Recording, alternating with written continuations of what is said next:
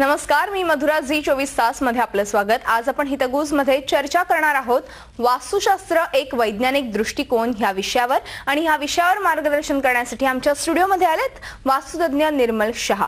विषयाला सुरुवात करण्यापूर्वी मी निर्मल शहा यांचं आमच्या स्टुडिओमध्ये स्वागत करते। नमस्कार। निर्मल शहा यांनी आपलं शिक्षण सिव्हिल इंजिनिअरिंग मध्ये केलं असून त्यानंतर त्यांनी आर्किटेक्ट मध्ये वास्तुशास्त्र हा विषय निवडून त्यात पीएचडीचं शिक्षण घेतलं। 1999 मध्ये त्यांनी ओम काउन्सिलिंगला सुरुवात केली आणि गेल्या 15 वर्षांपासून ते वास्तुशास्त्रात मार्गदर्शन करतात।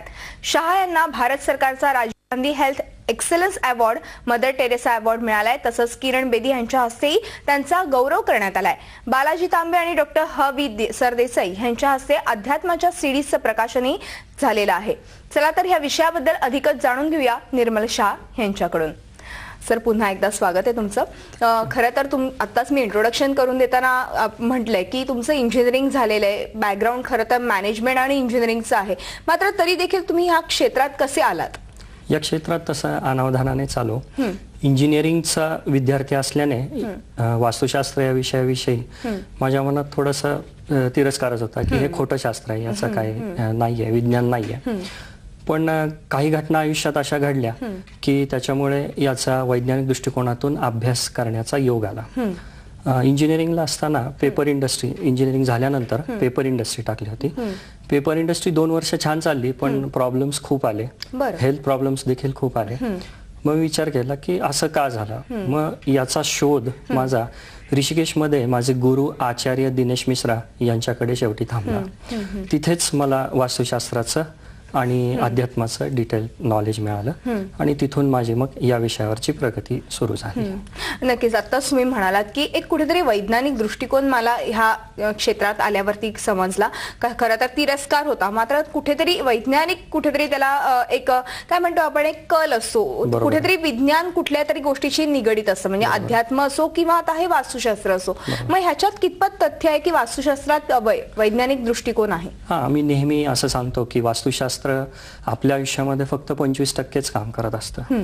इतर 75% 25% आपली कर्म, 25% पूर्वजन्मीचे कर्म आणि 25% विचार आहेत। बरं। साहजिकच मनामध्ये एक प्रश्न येतो की वास्तू 25% असून मग त्याच्याकडे का आपण लक्ष द्यायचं? तर पूर्वजन्मीचं कर्म तर आपल्याला माहिती नाहीयेत, आपण ते सोडून देऊ। विशेष करून लोक वास्तुशास्त्राकडे लक्ष देत नाहीत, राहतात 50%। होतं काय की माणूस 100% कष्ट करतो आयुष्यामध्ये आणि तो सेकंड क्लासमध्ये म्हणजे 50%मध्येच पास होतो। मग वैज्ञानिक दृष्टिकोनातून जर आपण वास्तू पाहिली आणि 25% ऍड केले त्याच्यात, तर तो सेकंड क्लासचा डिस्टिंक्शन मध्ये जाऊ शकतो। मग त्यामुळे याच्यामध्ये नक्कीच वैज्ञानिक तथ्य आहे। आणि साधारणतः समाजामध्ये 2 प्रकारची लोक असतात। एक म्हणजे वास्तुशास्त्र या विषयाकडे अंधश्रद्धा म्हणून पाहणारे, म्हणजे अतिश्रद्धा ठेवणारे, आणि एक म्हणजे अजिबात त्याचा विश्वास न ठेवणारे। पण माझं असं मत आहे की एक सुवर्ण मध्य साधावा आणि वास्तू या विषयाकडे डोळसपणे वैज्ञानिक दृष्टिकोनातून जर आपण बघितलं तर त्याचा नक्कीच जनसामान्यांना चांगला उपयोग करून घेता येईल। नक्कीच। तुम्ही आत्ताच म्हणालात की बऱ्याच लोकांना एक गैरसमज पण आहे आणि काही लोक खूपच म्हणजे अंधश्रद्धा पण बाळगून आहेत त्याबद्दल, वास्तुशास्त्राबद्दल। आणि कुठेतरी तुम्ही म्हणालात की वैज्ञानिक दृष्टिकोनातून ह्या शास्त्राकडे बघितलं गेलं पाहिजे। पण बऱ्याचदा असं होतं की एखादी वास्तू आपल्याला लाभदायक ठरते, पण काय वास्तू लाभदायक ठरत नाहीत। मग अशा वेळेस विना तोडफोड वास्तू मध्ये बदल करणं हे कितपत शक्य आहे आणि विना खर्चिक? डेफिनेटली नक्कीच शक्य आहे। प्रत्येक वास्तूचं एक चुंबकीय क्षेत्र असतं। प्रत्येक मनुष्याच्या आयुष्यात 2 प्रकारच्या वास्तू असतात, एक रेसिडेन्शियल आणि एक कमर्शियल। रेसिडेन्शियल म्हणजे जिथे तो राहतो आणि कमर्शियल म्हणजे जिथे तो काम करतो। दोन्ही वास्तूमध्ये बराच फरक आहे। रेसिडेन्शियल वास्तूमध्ये माणूस रात्री आराम करतो, पॅसिव्ह असतो, तिथं एनर्जीज गेन करतो। आणि कमर्शियल वास्तूमध्ये माणूस ऍक्टिव्ह असतो, तिथे फक्त त्याचे पाय जमिनीला टेकलेले असतात आणि तिथे तो एनर्जीज ड्रेन करतो। जिथे एनर्जीज गेन करतो म्हणजे आपलं रेसिडेन्शियल वास्तू, तर तिथलं चुंबकीय क्षेत्र आपल्या शरीरातल्या विशिष्ट प्रायमरी ग्लँड्स वरती कार्य करत असतं. बरं. याच्यावरती खूप संशोधन झालेलं आहे. आपले बेसिक ग्लँड्स म्हणजे suprarenal gland, gonad gland, adrenaline, thyroid, thymus, pituitary आणि पिनियल या ग्लँड्स वरती वास्तूचा प्रत्येक कोपरा, वास्तूची प्रत्येक दिशा आणि उपदिशा याचं सतत कार्य चालू असतं. विज्ञान असं सांगतं की ग्लँड्सचे सिक्रिशन्स वाढले किंवा कमी झाले की आपल्याला वेगवेगळ्या प्रकारचे आजार होतात. WHO म्हणजे वर्ल्ड हेल्थ ऑर्गनायझेशनने देखील आजाराची डेफिनेशन खूप छान केली आहे. डिसीज त्यांच्यामध्ये जिथे इज नाही तिथे डिसीज आहे. मग वास्तूने इतका खोलवर याच्यावरती विचार केलेला आहे आणि पूर्वीच्या काळी नक्कीच आपल्या ऋषीमुनींकडे काही सायंटिफिक इन्स्ट्रुमेंट्स नव्हते हे सिद्ध करण्यासाठी की वास्तूमध्ये विज्ञान आहे. मग धर्माचा आधार म्हणजे प्रचलित काळाप्रमाणे त्यांनी या विषयावरती धर्माचा आधार घेऊन याचे मांडणी केली. पण काळ जसा बदलला तसं वास्तुशास्त्रावरती अनेक देशामध्ये म्हणजे भारत, रशिया, स्कॅन्डिनेव्हियन देश, युरोपियन कंट्रीज याच्यामध्ये भरपूर संशोधन झालेलं आहे आणि अशी वैज्ञानिक इन्स्ट्रुमेंट्स निघालेली आहेत ज्याच्यामुळे प्रत्येक वास्तूमधलं कंजेशन किंवा डिस्टर्ब इलेक्ट्रोमॅग्नेटिक फील्ड किंवा जिओपॅथिक स्ट्रेस हा आपल्याला मोजता येऊ शकतो. बरं. याच्यावरून वास्तुशास्त्र आहे सिद्ध झालेलं आहे. चुंबकीय क्षेत्राच्या आपल्या शरीरावरती, मनावरती आणि पर्यायाने जीवनावरती नक्कीच फरक पडतो हे सिद्ध झालं आहे. बरं. म्हणजे नक्कीच विज्ञानाने हे सिद्ध करून दाखवलेलं आहे असं तुम्ही म्हणालात. तसंच आत्ताच आपण म्हटलं की घर आणि ऑफिस ह्याच्यामध्ये बऱ्याचदा असं होतं की घरात तुम्ही एनर्जी गेन करतात, बरोबर? तर मग ह्यांच्यामध्ये वास्तुशास्त्रामध्ये कुठले नियम आहेत का विषय? जनरल एक साधा सोपा नियम असा आहे की वास्तुशास्त्र असं सांगतं की दक्षिणेला चेहरा करून जास्ती वेळ बसायचं नाही. बसायला हरकत नाहीये पण जास्त वेळ बसायचं नाही. याचं कारण दक्षिण म्हणजे दक्ष राहावा, तेथे तुमची ऊर्जा क्षीण होती. याच्या मागे वैज्ञानिक कारण असं आहे की आपली पुढची बाजू जी आहे ती साऊथ पोल आहे. नॅचरल साऊथ पोलला आपण जर फेस केलं, त्याच्याकडे पाहिलं तर आपल्या शरीराचं साऊथ आणि नॅचरल साऊथ मध्ये रिपल्शन होतं म्हणजे like poles repel each other आणि त्याच्यामध्ये एनर्जीज ड्रेन होतात. त्यामुळे वास्तुशास्त्राची मांडणीच घरामध्ये फर्निचरची अशी केली जाते की आपला चेहरा नॅचरली ईस्ट आणि नॉर्थला फेस होईल किंवा जास्तीत जास्त पश्चिमेला फेस होईल. हे एक कारण आहे. दुसरं, आपली पृथ्वी स्वतःच्या अक्षाभोवती फिरत असते, सूर्याभोवती देखील फिरत असते. पृथ्वी स्वतःच्या अक्षाभोवती सूर्याभोवती फिरत असताना पृथ्वीचा ईशान्य बाजू जी आहे ती सतत सूर्याकडे जास्तीत जास्त वेळ झुकलेली असते. त्याच्यामुळे पृथ्वीला ईशान्याकडून जैविक ऊर्जा म्हणजे कॉस्मिक एनर्जीज जास्त मिळत असते. त्यामुळेच ईशान्याला जैविक ऊर्जेची उगम दिशा असं म्हटलेलं आहे आणि नैऋत्याला म्हणजे पश्चिम आणि दक्षिण या भागाला जैविक ऊर्जेची अस्त आहे. याचा वास्तुशास्त्रामध्ये जास्तीत जास्त वापर होतो आणि रूम्सची, घरातली रेसिडेन्शियल रूम्सची मांडणी ही त्याचप्रमाणे केली जाते. बरोबर. तसंच आता ऑफिसमध्ये अर्थातच ऑफिस म्हणजे एक आर्थिक आपण म्हणतो ना इन्कम सोर्स आहे आपल्यासाठी. तर मग अशा वेळेस काय केलं पाहिजे? ऑफिस कुठल्या दिशेला, आपली जागा खास करून बसण्याची जागा कुठल्या दिशेला असली पाहिजे? याच्यामध्ये डिरेक्टर सगळ्यात महत्वाचा माणूस असतो जो ज्याचा पॉझिटिव्ह डॉमिनेशन आणि पॉझिटिव्ह कंट्रोल अख्ख्या ऑफिसवरती असतो. तर डिरेक्टरची जागा ही नैऋत्य वास्तुशास्त्राने ठरवून दिलेला आहे. नैऋत्य दिशेमध्ये डिरेक्टरने पूर्वेला किंवा उत्तरेला चेहरा करून बसायचा. नैऋत्य दिशा अशासाठी की नैऋत्य दिशेमधले जमिनीतील धनभार ऋणभार हे ॲग्रिवेटेड असतात म्हणजे तिथलं इलेक्ट्रोमॅग्नेटिक फील्ड हे ॲग्रिवेटेड आणि स्ट्रॉंग असतं. डिरेक्टरचा दिवसभर काम करत असताना एनर्जीज भरपूर खर्च पडत असते. ती त्वरित गेन होण्यासाठी ही दिशा अतिशय उपयुक्त आहे. तसंच घराचा सुद्धा रेसिडेन्शियल मध्ये नैऋत्य दिशेला कर्त्या पुरुषाची बेडरूम सांगितली आहे. कर्ता पुरुष किंवा गृहिणी दिवसभर काम करून थकतात. खूप कमी वेळेमध्ये पुन्हा एनर्जी जर त्यांना रिगेन करायची असतील तर नैऋत्य दिशा ही उत्तम मानली जाते. नैऋत्य दिशेतील चुंबकीय क्षेत्र हे बॅलन्स्ड आणि स्ट्रॉंग आणि ॲग्रिवेटेड असतं.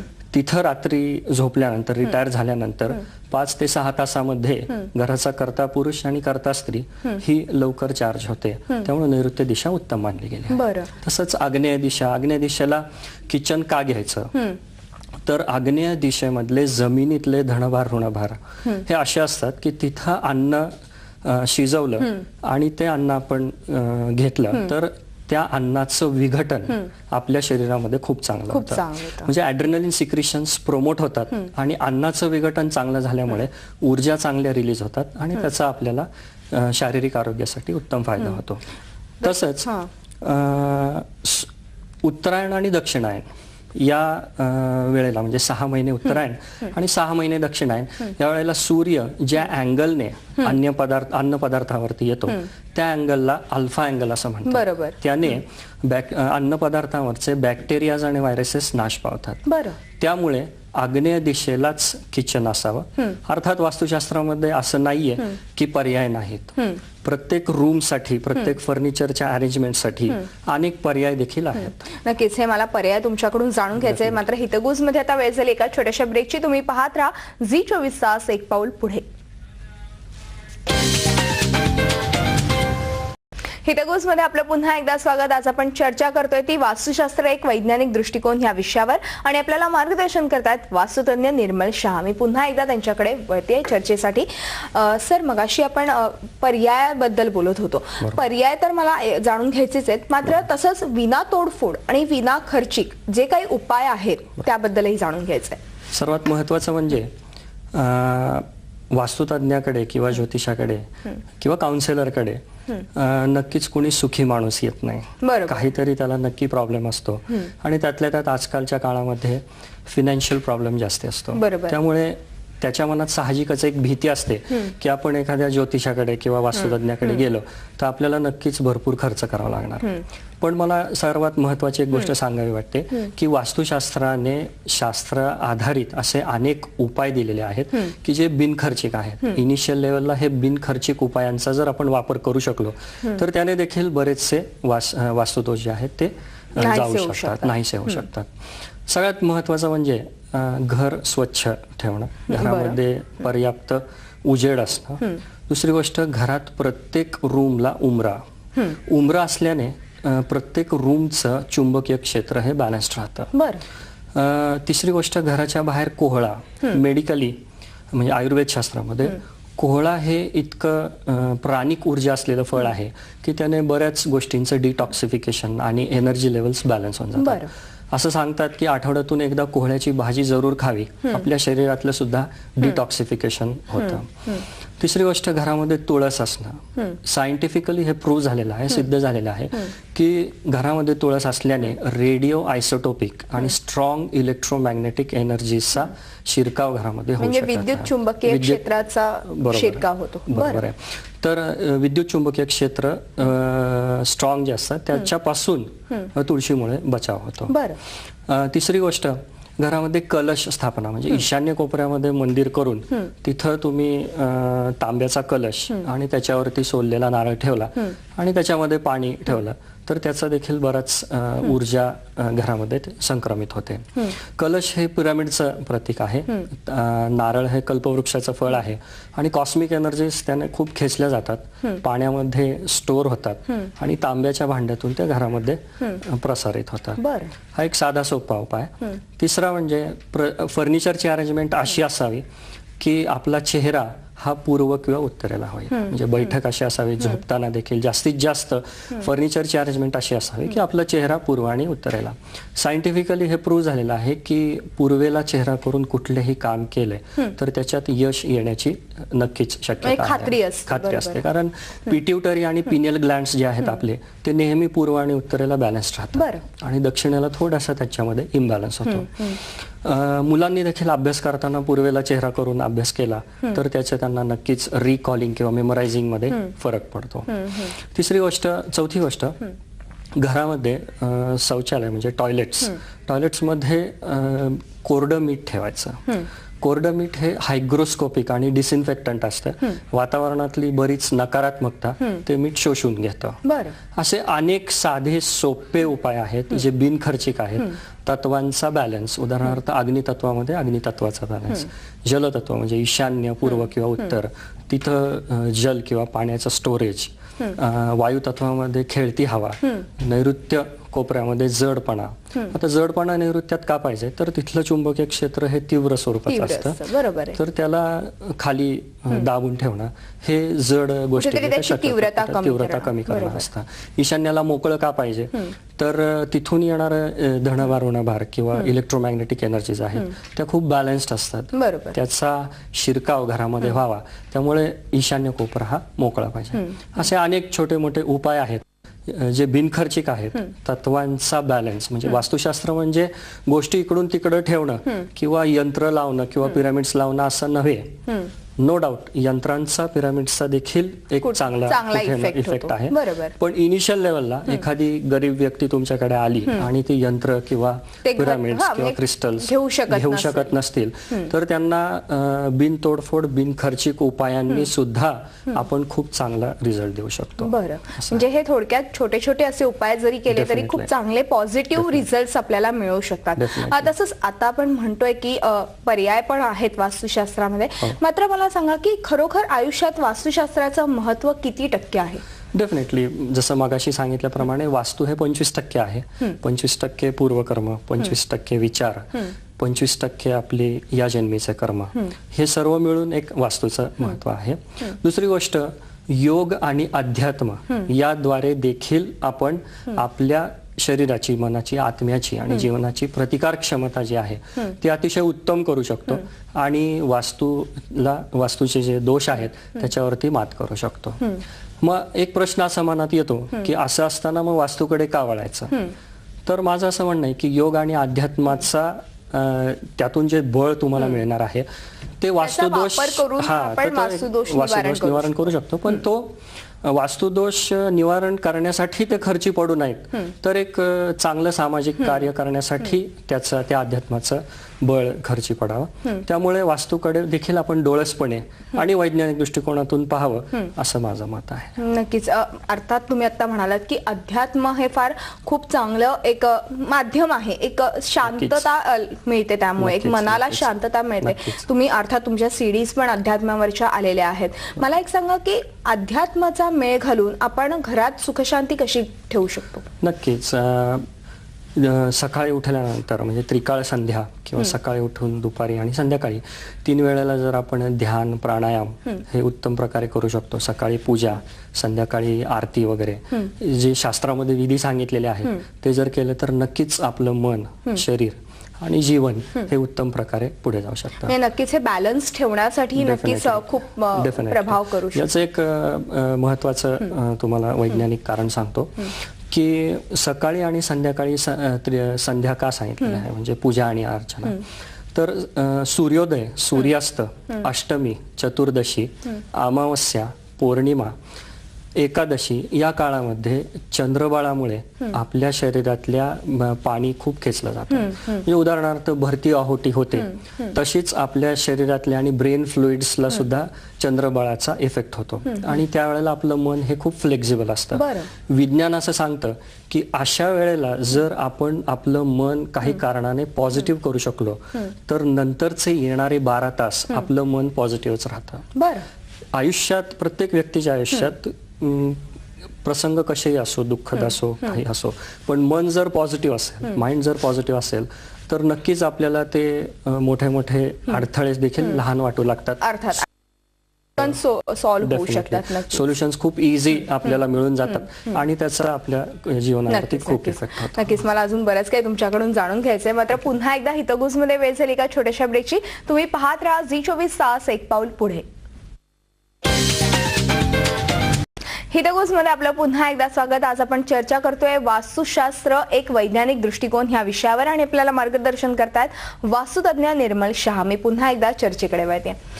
सर, मगाशी आपण ब्रेकवर जाण्यापूर्वी अध्यात्माबद्दल बोलत होतो. अध्यात्मामुळे नक्कीच घरात एक सुख शांती, एक समाधानाचं वातावरण आणि पॉझिटिव्ह एनर्जी मिळत असते. या अध्यात्माचा उपयोग आणि वास्तुशास्त्राचा उपयोग किंवा ह्यांचा मेळ घालून एक चांगल्या प्रकारे आपण आयुष्य घालवू शकतो किंवा एक आयुष्य चांगल्या एन्जॉय करू शकतो थोडक्यात. मात्र बऱ्याचदा असं होतं की प्रत्येकाला एक वेगवेगळ्या दिशा खूप सुटेबल असतात, खास करून कर्त्या पुरुषाला. तर मग हे म्हणजे कशा पद्धतीने आपण ह्याचा मेळ घालू शकतो? डेफिनेटली मगाशी सांगितल्याप्रमाणे आपलं शरीर देखील एक वास्तू आहे जिथे आपली आत्मा काही काळासाठी राहण्यासाठी आल्या. म्हणजे उदाहरणार्थ 100 वर्ष, 100-150 वर्ष.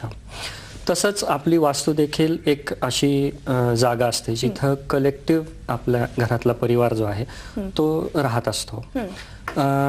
परिवारातील प्रत्येक सदस्यासाठी वास्तुशास्त्राने नियम ठरवून दिलेले आहेत की कुठली जागा कुठल्या सदस्याने वापरायची. घराचा कर्ता पुरुष त्याची मास्टर बेडरूम ही नैऋत्य कोपऱ्यात असावी. आग्नेय कोपऱ्यामध्ये किचन असावं. आग्नेय कोपऱ्यामध्ये मुलांचा अभ्यासगृह देखील असावा, कारण आग्नेय कोपरा हा सिन्सिअरिटीचा कोपरा आहे.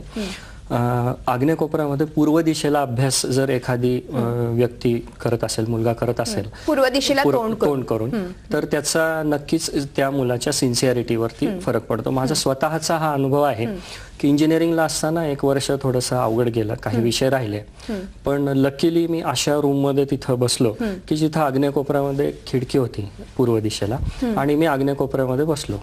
नकळत माझा स्टॅमिना खूप वाढला आणि अभ्यास खूप चांगला व्हायला. त्याचा इफेक्ट असा झाला की मला इंजिनिअरिंग मध्ये छान मार्क्स मिळाले. तर आग्नेय कोपरा हा सिन्सिअरिटीचा कोपरा आहे. पण कुठेतरी ह्याला विज्ञानाची साथ असते. डेफिनेटली आग्नेय कोपऱ्यामध्ये जे जमिनीतले धनभार ऋणभार असतात ते आपल्या पिट्युटरी पिनियर ग्लँड्स वरती इफेक्ट करतात आणि आपल्या स्टॅमिनावरती, एनर्जी लेवल्स वरती त्याचा खूप इफेक्ट होतो.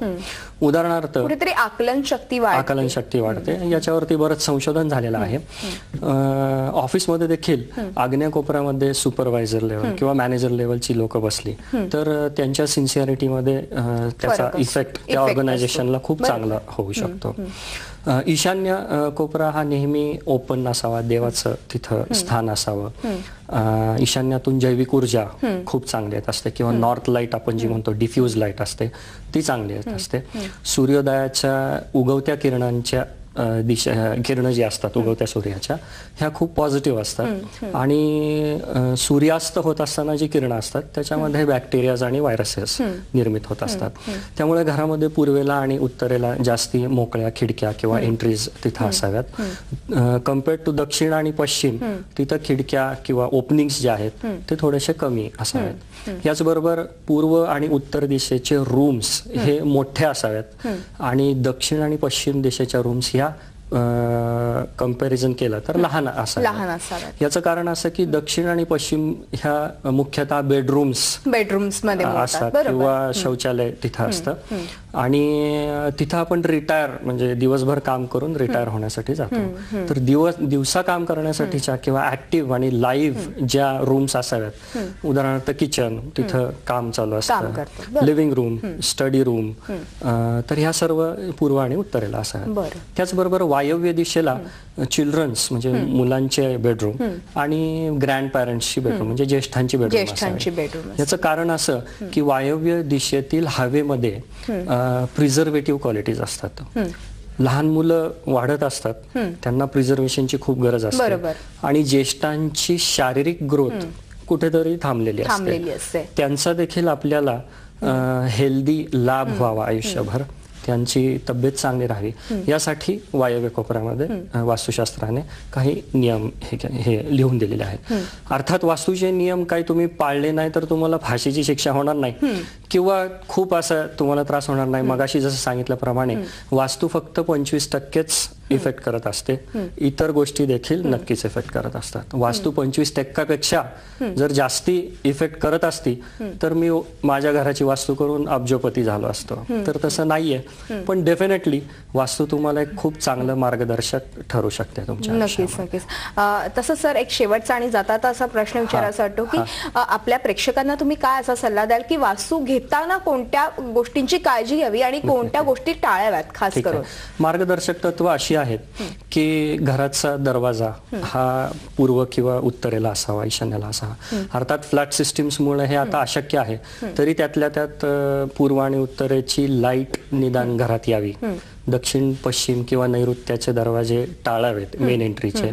बेडरूम्स नैऋत्यात असाव्यात. टॉयलेट्स पश्चिम, वायव्य किंवा दक्षिणेत असावेत. किचन आग्नेयाला किंवा वायव्याला असावं. आणि मुलांची बेडरूम्स हे दक्षिण, पश्चिम, वायव्य, उत्तर, पूर्व या दिशांना असावे. नक्कीच. म्हणजे नुसतं वास्तू घेताना ह्या गोष्टी आणि विज्ञानाचा दृष्टिकोन देखील डोक्यात ठेवूनच वास्तू निवडावी. नक्कीच सर, तुम्ही आलात आणि खूप छान असं मार्गदर्शन केलं, त्याबद्दल तुमचे मनपूर्वक धन्यवाद. थँक्यू. हितगुज मध्ये आज आपण इथेच थांबतो. तुम्ही पाहत राहा झी 24 तास, एक पाऊल पुढे.